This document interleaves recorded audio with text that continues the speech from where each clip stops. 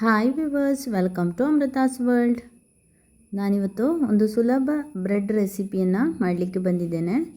ತುಂಬ ಟೇಸ್ಟಿಯಾಗಿದೆ. ಮನೆಯಲ್ಲಿರುವ ಐಟಮ್ಗಳನ್ನು ಉಪಯೋಗಿಸಿಕೊಂಡೇ ನಮಗೆ ತುಂಬ ಟೇಸ್ಟಿಯಾಗಿ ಬ್ರೆಡ್ ಬಾಲ್ಸ್ ತಯಾರು ಮಾಡುವ.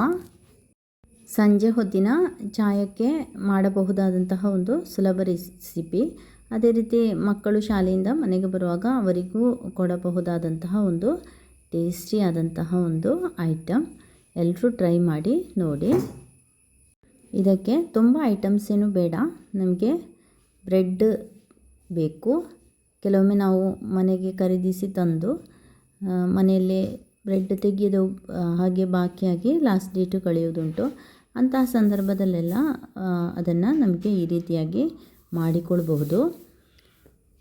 ನಾನಿಲ್ಲಿ ಬ್ರೆಡ್ಗಳನ್ನೆಲ್ಲ ಈ ರೀತಿ ಮಿಕ್ಸಿ ಜಾರಲ್ಲೇ ಹಾಕ್ಕೊಂಡು ಹುಡಿ ಮಾಡಿದ್ದೇನೆ. ಇಲ್ಲಿ ಸ್ವಲ್ಪ ಬ್ರೆಡ್ ಇತ್ತು, ಅದನ್ನು ನಾನು 2-3 ಸಲ ಜಾರಿಗೆ ಹಾಕ್ಕೊಂಡು ಎಲ್ಲವನ್ನು ಒಂದೇ ರೀತಿ ಹುಡಿ ಮಾಡಿ ಇಟ್ಟುಕೊಂಡಿದ್ದೇನೆ. ಇನ್ನು ಇದಕ್ಕೆ ಸ್ವಲ್ಪ ಕರಿಬೇವಿನ ಎಲೆಯನ್ನು ಹಾಕಿ ಕೊಡುವ. ಇನ್ನು ಇದಕ್ಕೆ ಅಗತ್ಯವಿರೋ ಉಪ್ಪನ್ನು ಸೇರಿಸಬೇಕು. ಒಂದು ಅಂದಾಜು ಅಳತೆ ನಮಗೆ ಉಪ್ಪನ್ನು ಹಾಕಿ ಕೊಡುವ.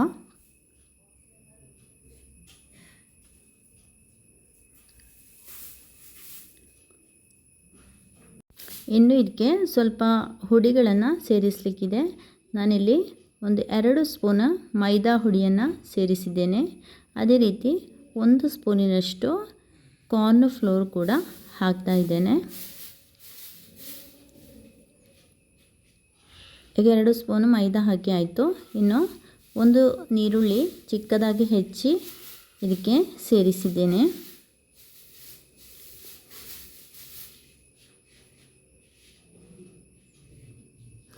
ಅದೇ ರೀತಿ ತೆಂಗಿನ ಕಾಯಿ ತುರಿ ಹಾಕ್ಕೊಂಡಿದ್ದೇನೆ.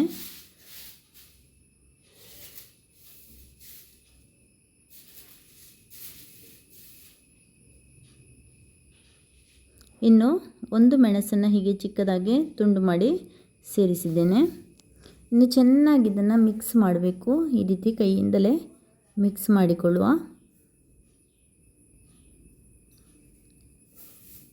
ಚೆನ್ನಾಗಿ ಒಂದು ಬಾರಿ ಮಿಕ್ಸ್ ಆದಮೇಲೆ ಇದಕ್ಕೆ ಸ್ವಲ್ಪ ಸ್ವಲ್ಪ ನೀರು ಸೇರಿಸ್ಕೊಂಡು ನಮಗೆ ಮಿಕ್ಸ್ ಮಾಡಿ ತೆಗಿಲಿಕ್ಕಿದೆ. ಇನ್ನು ಇದಕ್ಕೆ ಸ್ವಲ್ಪ ಹಿಂಗು ಪೌಡ್ರನ್ನು ಸೇರಿಸಿಕೊಡುವ. ಒಳ್ಳೆ ಸ್ಮೆಲ್ ಬರ್ತದೆ, ಅದಕ್ಕೆ ಬೇಕಾಗಿ ಸ್ವಲ್ಪ ಹಿಂಗು ಪೌಡ್ರ್ ಹಾಕಿದ್ದೇನೆ. ಇನ್ನು ಇದನ್ನು ಪುನಃ ಒಮ್ಮೆ ಸ್ವಲ್ಪ ಮಿಕ್ಸ್ ಮಾಡಿಕೊಂಡು ಇದಕ್ಕೆ ಸ್ವಲ್ಪ ಸ್ವಲ್ಪ ನೀರು ಸೇರಿಸಿ ಮಿಕ್ಸ್ ಮಾಡುವ. ಈ ರೀತಿ ಸುತ್ತಲೂ ಸ್ವಲ್ಪ ನೀರು ಹಾಕಿದ್ದೇನೆ. ಇನ್ನು ಇದನ್ನು ಇದೇ ರೀತಿ ಕೈಯಿಂದಲೇ ಮಿಕ್ಸ್ ಮಾಡಿ ತೆಗೆಯುವ. ಈ ರೀತಿ ಉಂಡೆ ಮಾಡಲಿಕ್ಕೆ ಆಗುವ ರೀತಿಯಲ್ಲಿ ಮಿಕ್ಸ್ ಮಾಡಿ ತೆಗಿಬೇಕು. ಈ ರೀತಿ ಉಂಡೆ ಆಗಬೇಕು. ಈಗ ನಾವು ಸೇರಿಸುವ ನೀರು ಜಾಸ್ತಿ ಆದರೆ ಅದಕ್ಕೆ ಸ್ವಲ್ಪ ಹುಡಿ ಹಾಕಿಕೊಂಡು ಅಡ್ಜಸ್ಟ್ ಮಾಡ್ಬೋದು. ಈ ರೀತಿ ಪೂರ್ತಿ ಒದ್ದೆ ಆಗಬೇಕು. ಇನ್ನು ಇದನ್ನು ಚಿಕ್ಕ ಚಿಕ್ಕ ಬಾಲುಗಳಾಗಿ ನಮಗೆ ರೆಡಿ ಮಾಡಿಡುವ. ಈ ರೀತಿಯ ಕೈಯಿಂದಲೇ ಬಾಲುಗಳಾಗಿ ಮಾಡುವ. ನೋಡಿ, ಎಲ್ಲವನ್ನು ಈ ರೀತಿ ಬಾಲುಗಳಾಗಿ ಮಾಡಿ ಆಗಿದೆ. ಇನ್ನು ಇದನ್ನು ನಮಗೆ ಫ್ರೈ ಮಾಡಿ ತೆಗಿಬೇಕು. ಅದಕ್ಕೆ ಬೇಕಾಗಿ ಒಲೆಯಲ್ಲಿ ಎಣ್ಣೆ ಬಿಸಿ ಮಾಡಿ ಅದಕ್ಕೆ ಹೀಗೆ ಒಂದೊಂದನ್ನೇ ಹಾಕಿ ಕೊಡುವ. ನಾನಿಲ್ಲಿ ಸ್ವಲ್ಪ ಎಣ್ಣೆ ಇಟ್ಟಿರೋದಕ್ಕೆ ಕಾರಣ ಅದರ 2 ಸೈಡು ಕೂಡ ತಿರುಗಿಸಿ ಕೊಟ್ಟು ಬೇಯಿಸಬೇಕಾಗ್ತದೆ. ಸ್ವಲ್ಪ ಜಾಸ್ತಿ ಎಣ್ಣೆ ಇಟ್ಟರೆ ನಮಗೆ ಫುಲ್ ಡೀಪ್ ಫ್ರೈ ಮಾಡಿ ತೆಗಿಬೋದು. ಇದೆಲ್ಲವನ್ನು ಒಂದೇ ಬಾರಿ ಫ್ರೈ ಮಾಡಿ ತೆಗಿಲಿಕ್ಕೆ ಸಾಧ್ಯ ಇಲ್ಲ. ಆದ ಕಾರಣ 2 ಬ್ಯಾಚಸ್ ಆಗಿ ಹಾಕಿ ಫ್ರೈ ಮಾಡಿ ತೆಗಿತಾ ಇದ್ದೇನೆ. 2 ಸೈಡು ಕೂಡ ಕೆಂಪಾಗಿ ಆಗುವಲ್ಲಿಯವರೆಗೆ ಫ್ರೈ ಮಾಡಿ ತೆಗಿಬೇಕು.